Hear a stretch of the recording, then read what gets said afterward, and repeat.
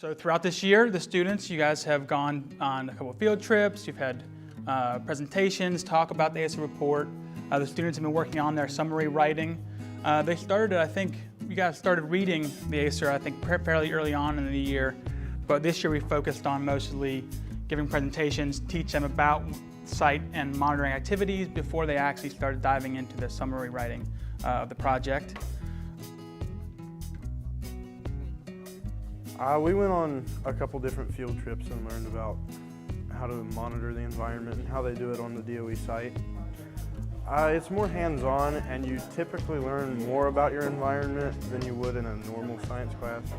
You get to experience more and be more out in the open than having to sit in a classroom. The field trips were nice. I think the students really enjoyed those, going down to the plant and seeing just the size of the buildings. You know, one day those buildings aren't going to be there, and I think especially when they get old like me, they're going to figure out that, you know, those buildings are gone and I got to see them. I think that's pretty special. And they really did well with the fish sampling. If we'd have had more waders, I think they all would have been in the creek. So I was very encouraged to see their enthusiasm and their participation in that. The point is, it's a very complex site, and there's a lot of misinformation. It's just grown over time, over the decades, and it is part of your work is to help to find what the truth is. First, we split it up into sections and then assigned those sections, and then we wrote a summary of our individual section and then joined it all together. The purpose is to take the large technical ASER document and have the students summarize that document. To take all the environmental information that goes on at the plant and put it in a form that just general people in Pike County or anywhere can read. It condenses it and simplifies it. One of the big things that they got out of it was just the chance to learn to work together on a project of this magnitude. Something of this size, I don't think most of the kids who were in that class had ever attempted before.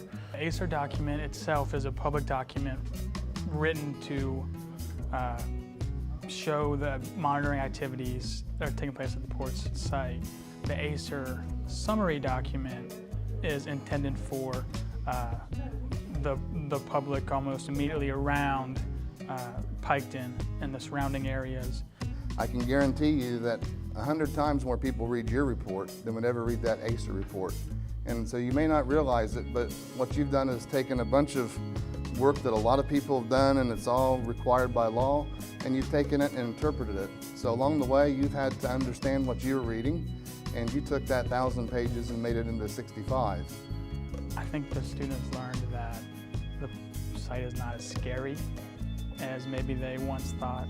Everybody thinks radiation is the biggest concern, when in fact what you learned was we were just essentially a chemical plant.